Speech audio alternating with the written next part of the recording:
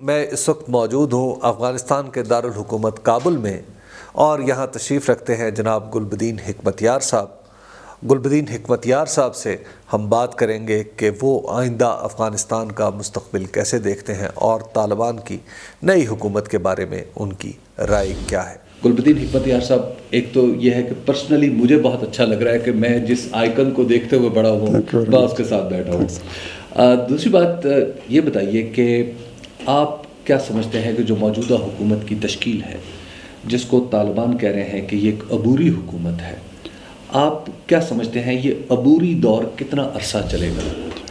طالبانو هم ویلي دي چې دا یو سرپرست عبوری حکومت ده۔ طالبان نے اسے عبوری حکومت کہا ہے تو ہم امید کر سکتے ہیں کہ تھوڑے عرصے کے لیے ہی ہوگی۔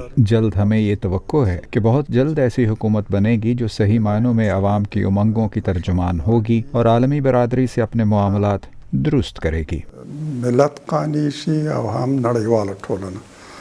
ہر صورت اس حکومت کی فوری تشکیل حالات کی ضرورت تھی۔ ہمیں توقع ہے جلد ہی زیادہ بہتر حکومت آ جائے گی۔ اگر آپ موجودہ کابینہ کا طالبان سے پہلے کی کابینہ سے مقابلہ کریں تو آپ کو پتہ چلتا ہے کہ طالبان کی کابینہ میں شامل لوگ کہیں زیادہ متقی ہیں، اپنے کام میں مہارت رکھتے ہیں اور جو بھی کردار انہیں سونپا گیا ہے یہ اس کے اہل ہیں۔ ہماری تاریخ میں ایسے ادوار بھی گزرے ہیں کہ ہمارے بادشاہ کا تقرر برطانیہ کیا کرتا تھا، پھر روس ہماری حکومت بناتا رہا اور اب امریکہ اور اس کے اتحادی یہ کام کرتے رہے ہیں۔ امریکہ اور طاقتور ملکوں کے سفیر ہمارے ملک کے اہم ترین فیصلے کرتے رہے ہیں۔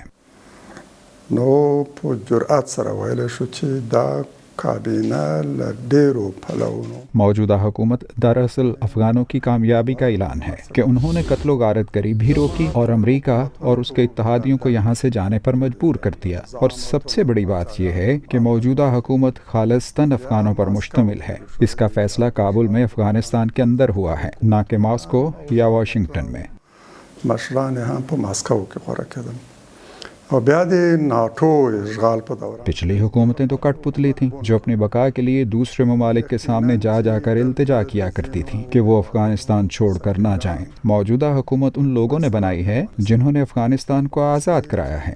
واک د هغوی لاس کې و، حکومت ټول یو سمبول۔ یہ حکومت ایک آزاد حکومت ہے، یہی ہمارا مقصد تھا، یہی افغان عوام کی خواہش ہے، اور ہم امید کرتے ہیں کہ اب حالات میں بہتری آئے گی۔ حکومت داسې شخصیتونو جوړ شوی چې د ازادۍ په جنګ کې فعال ونډه۔ حکمتیار صاحب، ایک بات عام طور پہ کہی جا رہی تھی جب یہ حکومت بنے گی تو یہ انکلوسو ہوگی، یہ خواتین کو حقوق دے گی، اور پھر اس حکومت کا سٹرکچر بھی جدید حکومتوں یا ڈیموکریٹک حکومتوں کے قریب قریب ہوگا۔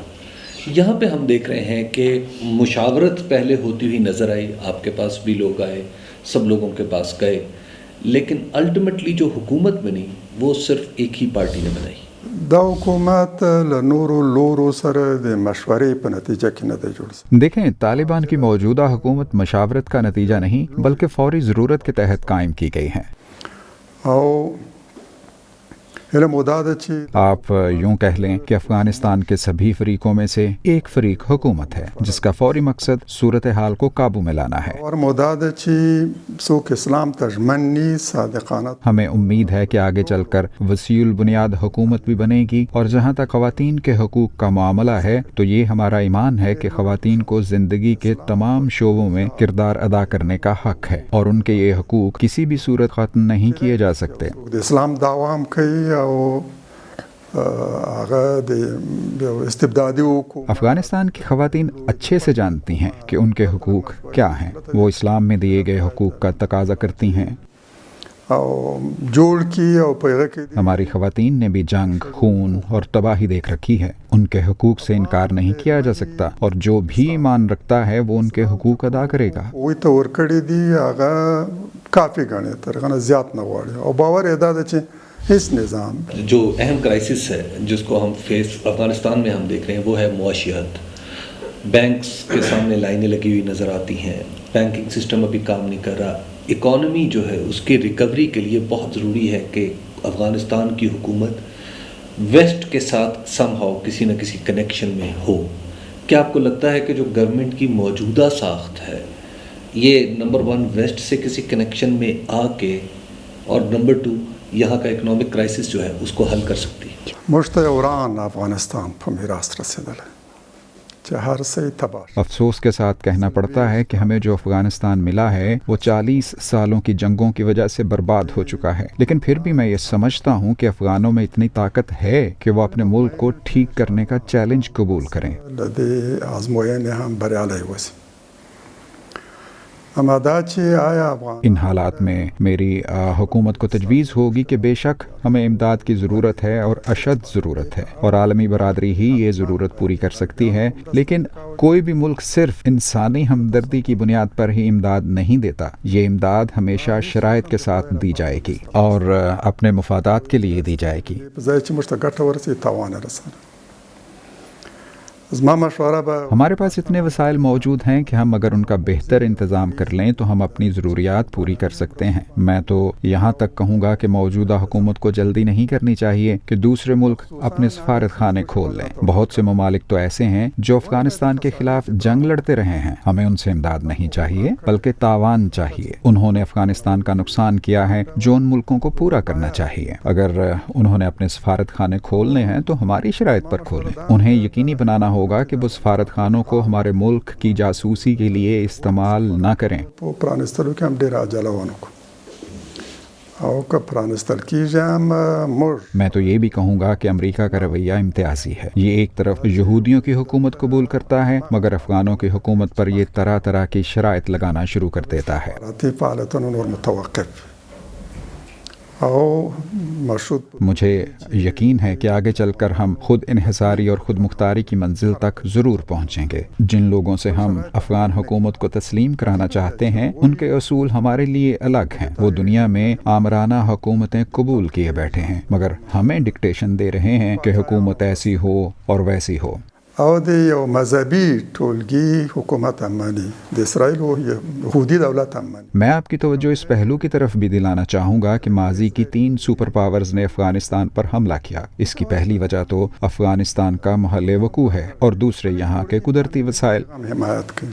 اما دلته افغانانو باندې شرایط وضع کوي چې حکومت باید ترکیب څنګه. اب بھی ہم دیکھ رہے ہیں کہ دنیا بھر کے سرمایہ کار یہاں کے قدرتی وسائل کے لیے سرمایہ لگانا چاہتے ہیں. اگر ان وسائل کی کشش سپر پاورز کو مجبور کر سکتی ہے تو پھر افغانوں کے لیے پریشانی کی کیا بات ہے.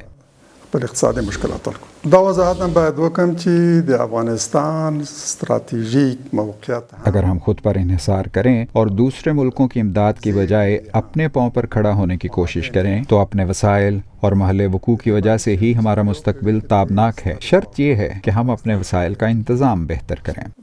داسې نه دی راغلی د همدغو زیرمو راکش کړی دی د هغوی حرص پارولی دی. ستراتیژیک موقعیت یې داسې دی چې هغوی پارولی دی یو له شرق راسي یو له غرب راسي یو له شمال یو له جنوب. حکمت یار صاحب آپ خود ایک جہاد کا آئیکن تھے اور پھر آپ ایک ریکنسیلیشن کا آئیکن بن کے ابھرے افغانستان میں.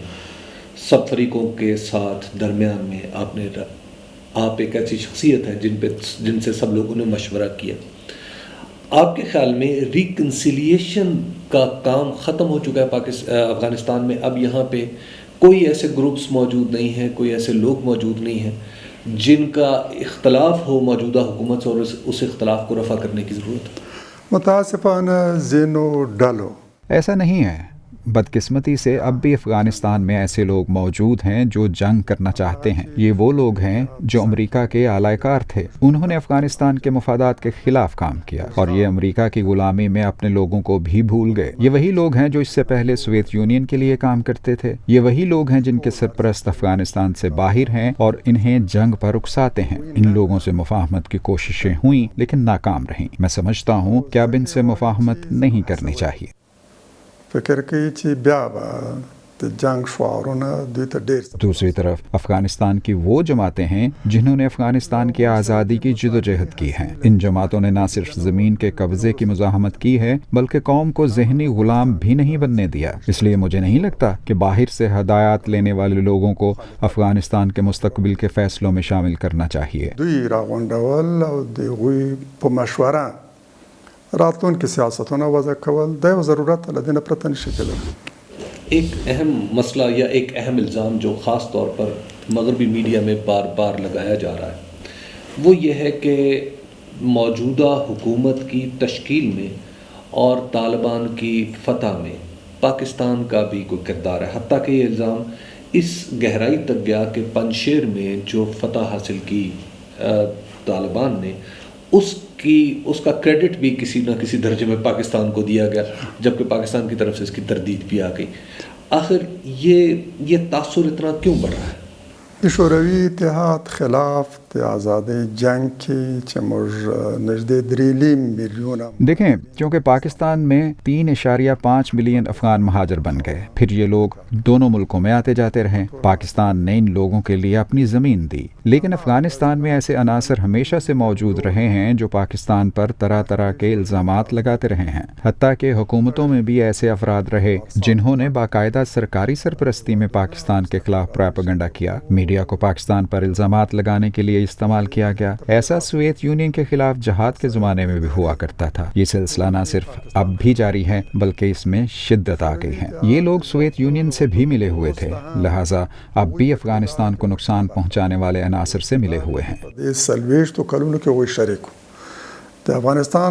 گزشتہ 40 برسوں سے میڈیا بھی انہی کے کنٹرول میں رہا ہے اور یہ اسے اپنے اپنے مقاصد کے لیے استعمال کرتے رہے ہیں۔ آپ ذرا تصور کریں کہ ایک ہی جھوٹ جب مسلسل بولا جائے گا تو کچھ لوگ اس پر یقین بھی کرنے لگیں گے۔ حتیٰ کہ بھی پنجشیر کے حوالے سے کہا گیا کہ پاکستانی طیاروں نے طالبان کی مدد کی ہے۔ حقیقت یہ ہے کہ اگر آپ پنجشیر کے لوگوں سے پوچھیں تو وہ بتاتے ہیں کہ انہوں نے سرے سے کوئی جہاز دیکھا ہی نہیں۔ اسی طرح کہا گیا کہ فہیم دشتی کی موت ڈرون حملے میں ہوئی، حالانکہ وہ آپس کی لڑائی میں مارا گیا اور اس کی لاش پھینک دی گئی۔ اس معاملے میں سرے سے کوئی ڈرون استعمال ہی نہیں ہوا تھا۔ اس سے آپ اندازہ کر سکتے ہیں کہ اصل صورتحال کیا ہے، اور یہ بھی سمجھ لیں کہ مغرب پاکستان سے خوش نہیں ہے۔ وہی میڈیا کو کنٹرول کرتے ہیں اور مخصوص موقف کا ابلاغ کرتے ہیں۔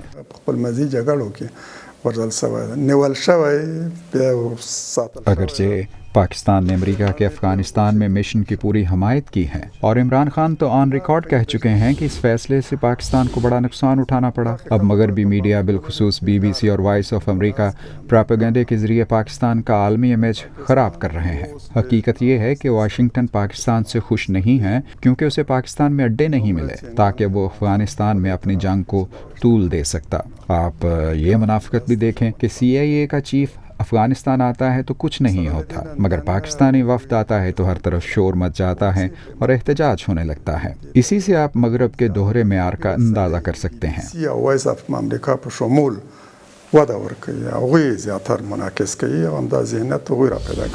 آپ کو کیا لگتا ہے سر کہ جو ابھی گزشتہ 20 سال میں نیٹ آف واچ کے زیر نگرانی ایک سیاسی نظام بنا، اس سیاسی نظام نے اپنے کچھ حمایتی بھی پیدا کیے، آپ کو نہیں لگتا کہ ان لوگوں کو جو پہلے نیٹو یا امریکہ کے ساتھ چلتے رہے ان کو اس حکومت کو بھی ساتھ لے کے چلنا چاہیے اور ریکنسیلیشن یا اپنے آئندہ آنے والے سسٹم میں ان سب لوگوں کو لے کے آنا چاہیے؟